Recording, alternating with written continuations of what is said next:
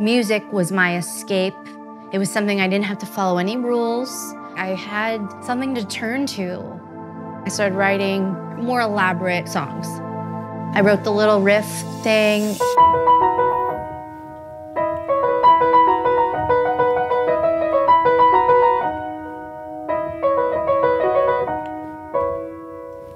And I just went, that's a hit, sweetie. Making my way downtown, walking fast, faces pass and I'm homebound. How did you know? I love this song. That song changed my life forever. This is the enchilada right here. I played it over and over and over again. Boom, #1 record. 1,000 Miles kept like a giant snowball gaining in size and scope. Every year after that, it got bigger and bigger. In your mind, you get exactly what you want, and it's actually not what you want. They were gonna drop me because they didn't like how the first record was sounding. They wanted her to just sit down and be quiet and do whatever she was told. I was so young, you're just like, you just take whatever you can get. You're like, I don't have any control over how this is going on. You don't wanna complain about such luck and such success. It does come at a price though.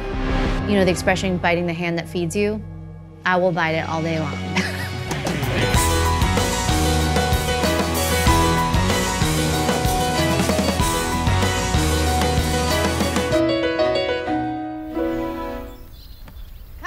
Sinatra! No! This is Sinatra. Psychotic kangaroo. So I've been staying with my parents during quarantine, and it's been interesting. Mom? I can hear you. Sorry. I just hope I don't say anything she doesn't want me to say. It's a long story of what happened. I don't even know where to begin. Here's some of her music books from her album, Be Not Nobody. And this is Vanessa when she was 16. I always knew Vanessa would have a tremendous career as an artist. That's her at 1 playing. That was Vanessa at 2 in piano class. By the time she was 7, there was piano and there was ballet class every day. I'm from Pennsylvania, but I moved to New York City to study ballet at the School of American Ballet. I was turning 14. The School of American Ballet at the time, and this is the 90s, it was tough. There was a lot of problems with the school. Then I really started having trouble. I started to skip classes. I really didn't like a lot of the things that I saw that were going on. But I had music. I had something to turn to. In the dorm, there was an old piano. So I would go there and I started writing more elaborate songs instead of going to class. Music was my escape. It was something I didn't have to follow any rules. It was this other feeling I was getting when I would play that I didn't get when I danced anymore. This Yamaha upright was the piano in my parents' sunroom that I wrote 1,000 Miles on. So the main part of this song that I had for a long time was just this, it's really an instrumental song, you know?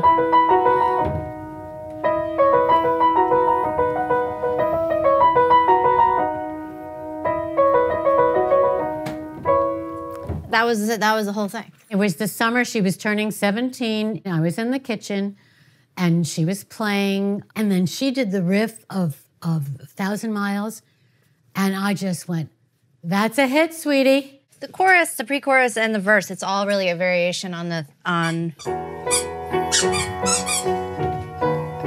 Welcome to Our Home. The song is about a crush I had on a Juilliard student. I would never talk to this person. I was very shy. I was like, there's just no way in God's creation that this would ever happen. So the idea of like, you have a better chance of falling up than ever having a relationship with this person. I can't say the person's name because they're like a famous actor and I don't want to say. Do they know the songs about them? No. I don't want to let this go. I don't. That is what you call magic. It's beautiful. Thanks, Mom. I made a demo tape of the song Interlude, which is now 1,000 Miles. I got a job in a restaurant and just tried to, I guess I was just trying to get a record deal. Just thought if I have someone supporting me or a company supporting me, I'll be able to do this for a living. And then I could quit my waitressing job.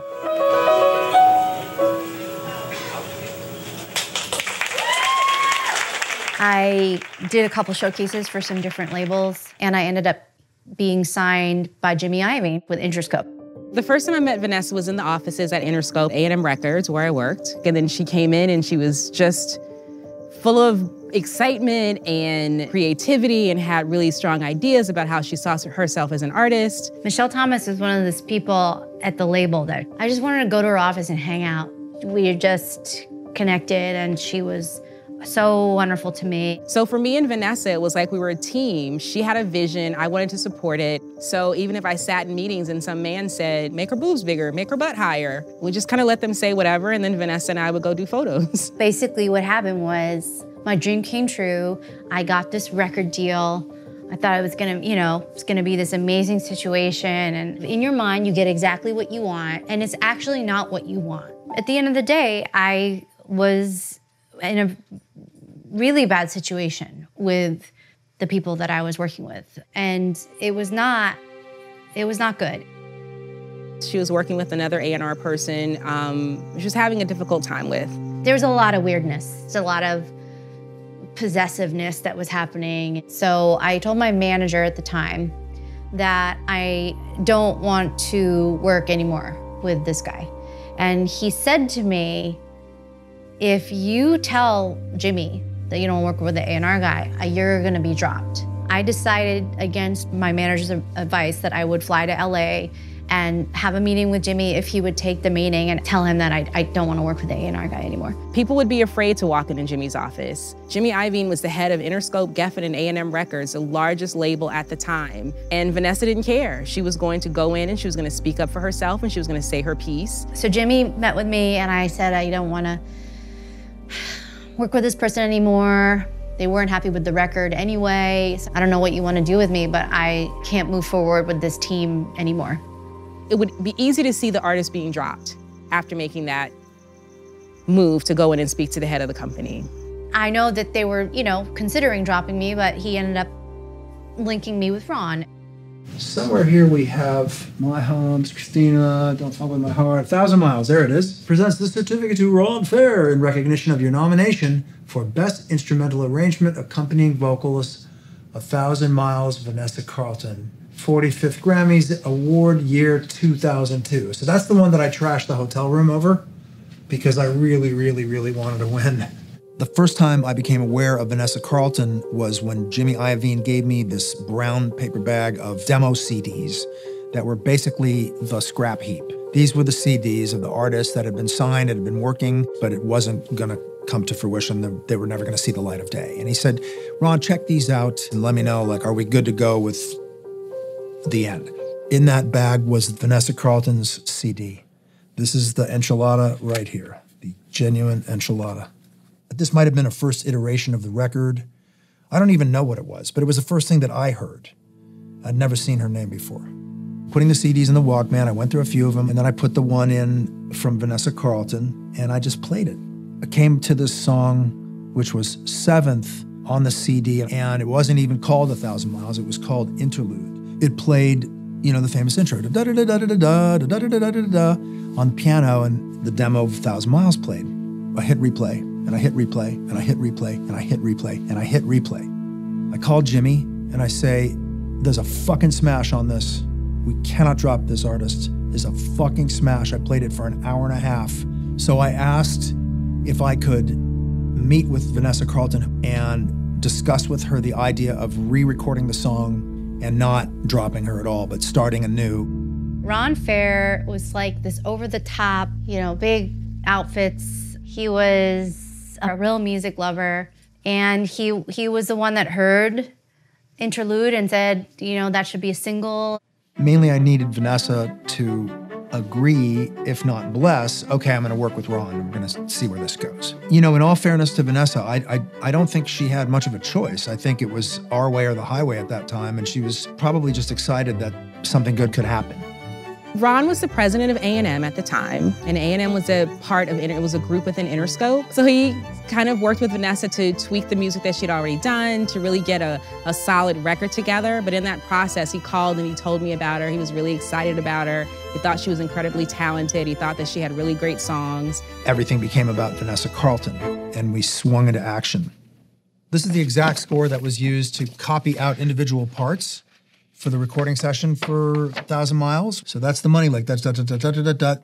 So those are the repeat marks. And there's the wonder with the crescendo. There are two swells, piano da forte, piano da fortissimo. We set up a basic track session to articulate the composition in a way that made it have more impact and more power and make the transitions powerful and, you know, find the little gems inside the track. So let's start. We'll do a little musical analysis of this. She plays the theme in the front in free time.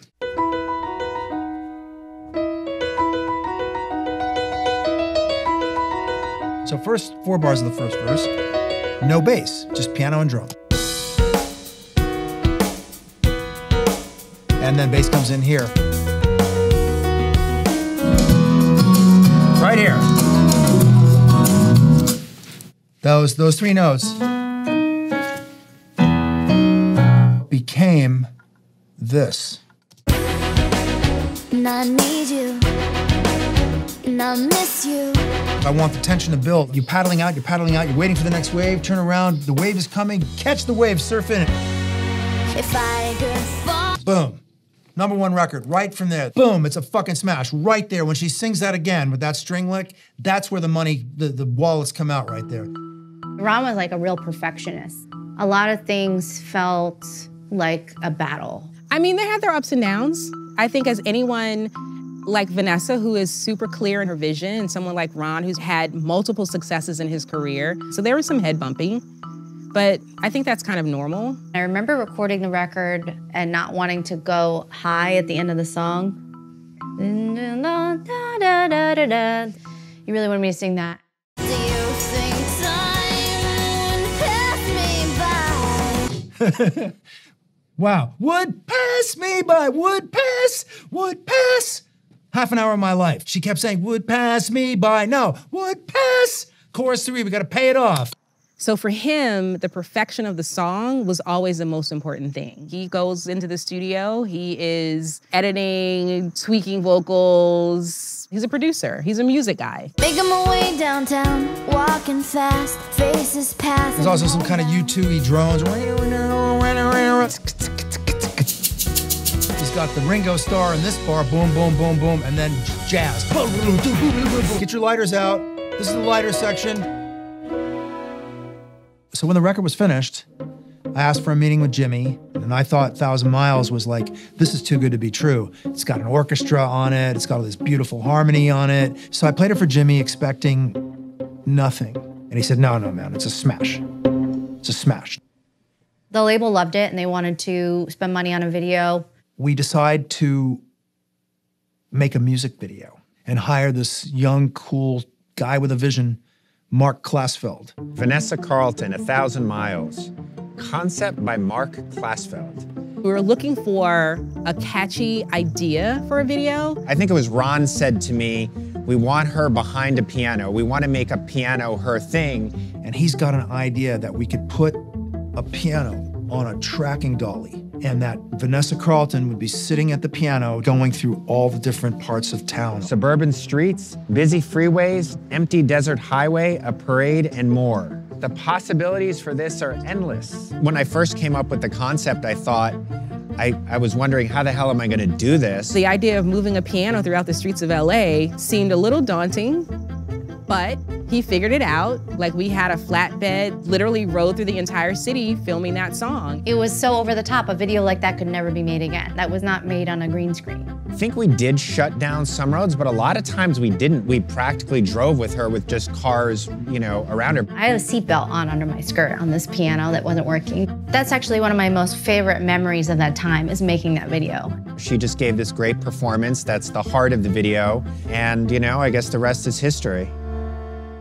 So now we have the music video, we have the song. Being a new artist, it wasn't a guarantee of getting onto MTV and getting in rotation. There wasn't a YouTube that you can go to. There was nothing. So it was MTV or bust. This is pre-internet, pre-TikTok, pre-Fortnite, pre-Spotify, pre. It's Model T. Everything was at stake when we released the record. We had to make it work because I think that there was a list of people who were sitting in the corner waiting for it to not happen. So David Saslow, who was our MTV guy, brings the video over there, adds it into heavy rotation with no radio. And the fucking thing blew up. And it became a gigantic smash on MTV, better than anything because it has the visuals. Everybody could say, hey, did you see that video with the girl with the piano? So everybody, knew it and everybody was talking about it. But really, the White Chicks placement is what took it over the edge. Michelle Thomas called me and she said, the Wayans wrote this movie. They want your song to be in this scene. They wanted a really pop song for Terry Crews. In the movie, he was riding in a car and they needed a really happy pop song for this particular scene. And that he was going to be singing it. How did you know? I love this song. Wow.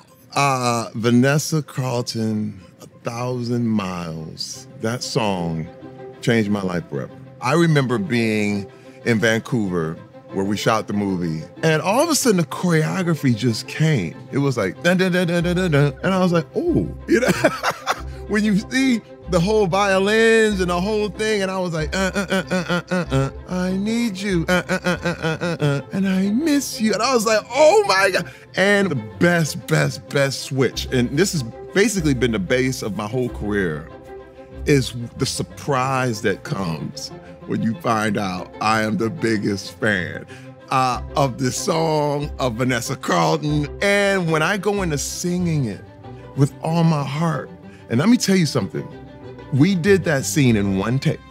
It was perfect. Once that song appeared in the movie, every top 40 radio station was playing it in heavy rotation. It put fuel to the fire that was already kind of burning underneath. I get the call, Mom, everybody knows my name. Says, Vanessa, put on a hat and look down. 1,000 Miles kept like a giant snowball gaining in size and scope.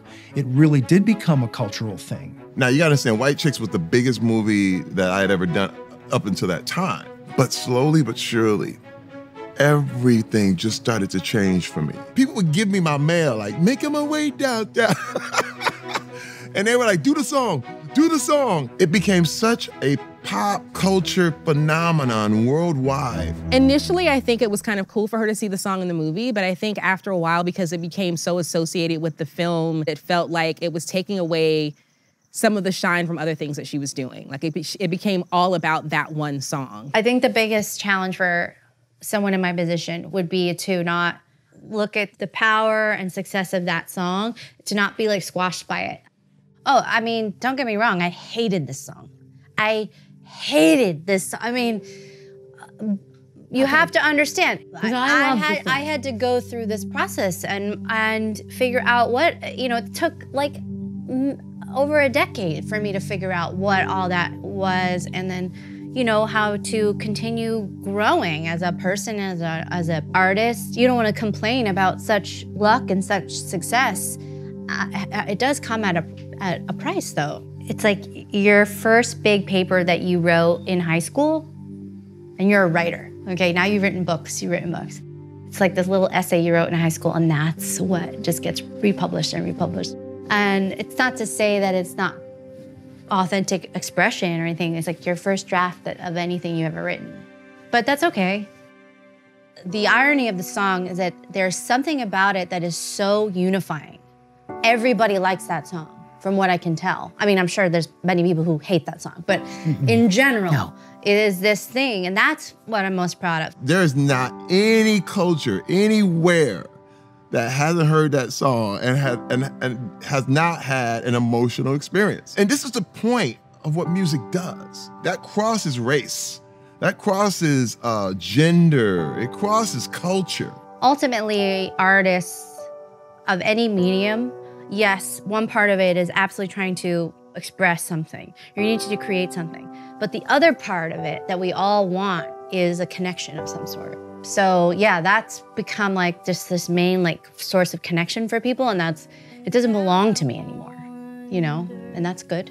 If I could fall into the sky, time will pass me by.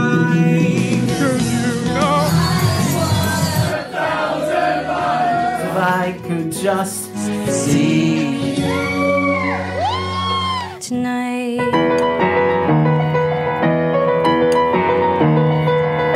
It's always times. The phrase one-hit wonder is like, it was always made to be an insult. Like, you're supposed to be so insulted, but the whole point of one-hit wonder, you're wondering how you had a hit at all. No one has a hit song. And now I wonder if I could fall. The motivation was never like, let's have a hit single and make a ton of money. I could give a fuck. It was born out of something that we both shared, although maybe never articulated, which is love of music. Thanks to Interlude, thanks to 1,000 Miles, didn't have to go back to my waitressing job. That was the beginning of the dream that I thought that in my head, I think in like the dorm room of my ballet school. I feel really, really grateful that I've been able to carve out the career that I want within this industry by being just fiercely independent and making my little projects and my records. It's not that Vanessa's ever been misunderstood. It's that she didn't fit into a box that somebody wanted to draw for her.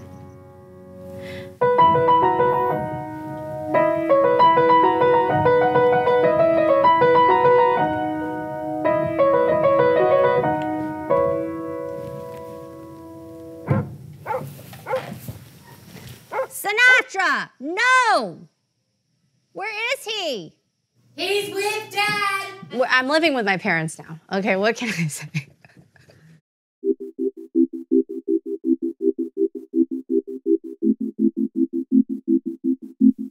That's what you're supposed to do, make the world a better place. And that's what she did with that song. And also she has a loft in New York City because of that song. Thank you. I'm her mother.